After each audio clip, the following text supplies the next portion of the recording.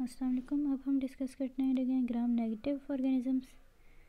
Gram negative organisms को कौन से होते हैं भला? जिनकी पेप्टाइडोग्लाइकन लेयर थिन होती है तो वो क्रिस्टल वायलेट स्टेन को डिटेन नहीं करते, और वो क्रिस्टल वायलेट स्टेन को जब लूज़ कर देते हैं तो उनका कलर हो जाता है कुछ पिंक कलर के हो जाते हैं वो। ठीक हो गया, पिंक कलर के होते हैं gram negative organisms.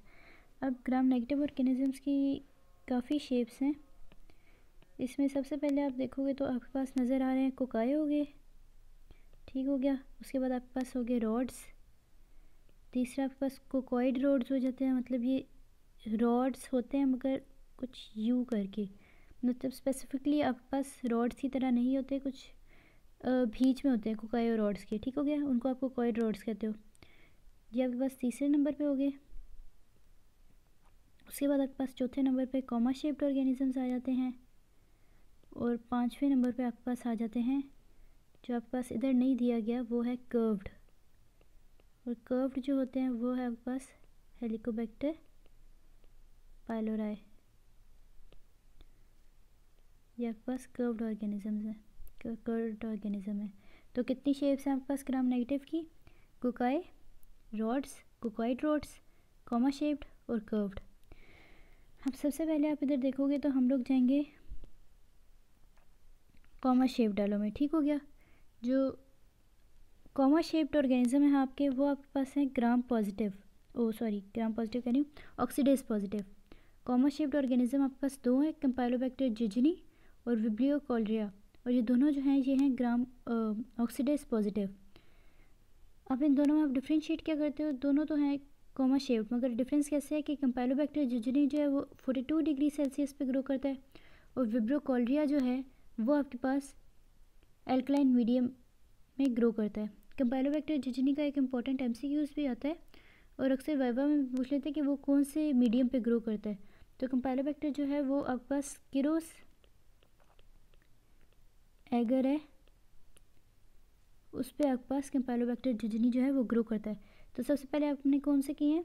Oxidase positive comma shaped organism, Campylobacter, Vibrio. Campylobacter 42 degree Celsius पे ग्रो करेगा, और विब्रियो जो है वो एल्कलाइन मीडियम पे ग्रो करेगा। उसके बाद आपके पास आ जाते हैं कॉमा शेप्ड के बाद कर्व्ड। कर्व्ड में आपके पास सिर्फ एक आ जाता है और वो है हेलिकोबैक्टर पाइलोराई। तीसरे नंबर पे हम आपके पास आ जाते हैं कोकाई। कोकाई कौन से हैं आपको पता है? ग्राम नेगेटिव कोकाई जो हैं वो पिंक कलर के होंगे, राउंड शेप में होंगे। इसमें आपके पास दो ही हैं, नाइसीरिया स्पीशीज़ है, नाइसीरिया मेनिंजाइटिस, नाइसीरिया गोंड्रिया। अब नाइसीरिया मेनिंजाइटिस, नाइसीरिया गोंड्रिया में आप कैसे डिफरेंस करते हो? जो मेनिंजाइटिस है वो आपके पास माल्टोस फर्मेंटर है, ठीक हो गया, और ये आपके पास इनकैप्सुलेटेड होता है, मतलब इसका अपना कैप्सूल है। तो नाइसीरिया मेनिंजाइटिस जो है एक माल्टोस फर्मेंटर हो गया, और दूसरा वो इनकैप्सुलेटेड है। जो नाइसीरिया गोंड्रिया है वो माल्टोस नॉन फर्मेंटर है, वो माल्टोस को फर्मेंट नहीं करता, और ये नॉन इनकैप्सुलेटेड है, नॉन इनकैप्सुलेटेड। ठीक हो गया।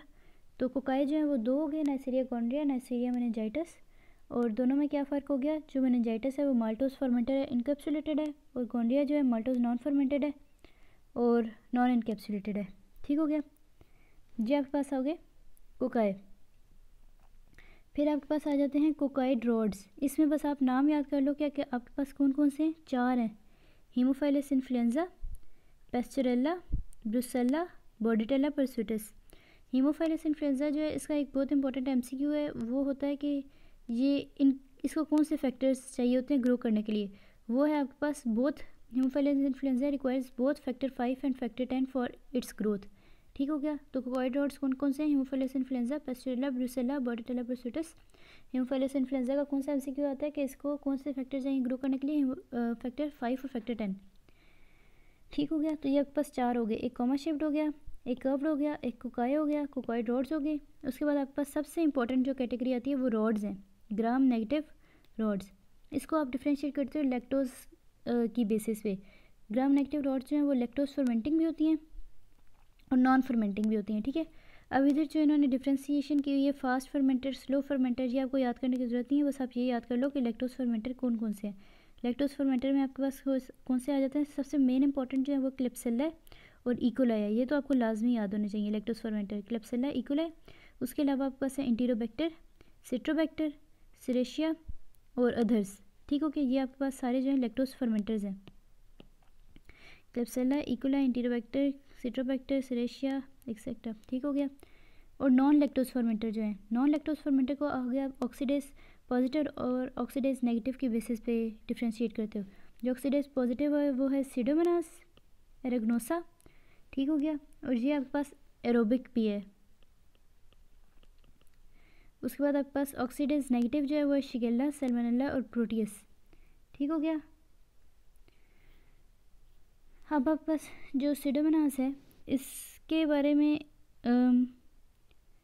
आ जाता है, इसके बारे में आ जाता है और प्रोटियस के बारे में आ जाता है। सीडोमोनास के बारे में अक्सर ये आता है कि ये किन किन लोगों में होता है। एक ये सीवियर बर्न पेशेंट्स में होता है और दूसरा ये सिस्टिक फिब्रोसिस के पेशेंट्स में होता है।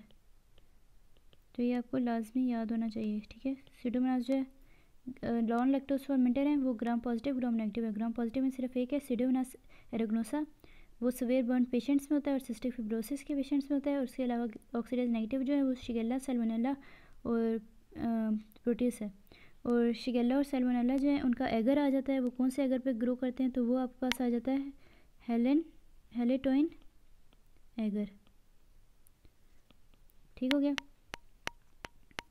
और प्रोटीज के बारे में आपके पास ये क्या था, प्रोटीज के बारे में जो आपके पास क्वेश्चन आ जाता है वो ये है कि एक ये फैकल्टेटिव होता है, दूसरा ये यूरिएस पॉजिटिव होता है और तीसरा जो सबसे इम्पोर्टेंट है वो है कि ये स्ट्रूवाइट स्टोन्स बनवाता है। ठीक हो गया। तो जहाँ पे भी आपके पास दिया हुआ है कि आपके पास फैकल्टेटिव ऑर्गेनिज्म है, यूरिएस पॉजिटिव है, स्ट्रूवाइट स्टोन बनाता है और चौथा इसकी जो है वो है ये स्वार्मिंग इफेक्ट देता है ऑन ब्लड एगर। मतलब ये जो है ये मोटाइल है। ये जो चार करेक्टरिस्टिक्स हैं ये आपके पास प्रोटीस की हैं। ये मैं इसलिए बता रही हूँ क्योंकि प्रोटीस और सीडोमोनास जो है अक्सर एमसीक्यूज़ में आपके पास आ जाता है। तो ये आपके पास पूरा जो ग्राम नेगेटिव ऑर्गेनिज्म है उनका टेबल है, ये आपने ऐसा ही याद करना है। ये आपकी बुक में भी इनसे बाहर जो है ग्राम नेगेटिव ऑर्गेनिजम्स नहीं दिए हुए। ठीक हो गया। तो ये सारा आपने इसी तरह टेबल याद करना है अपना।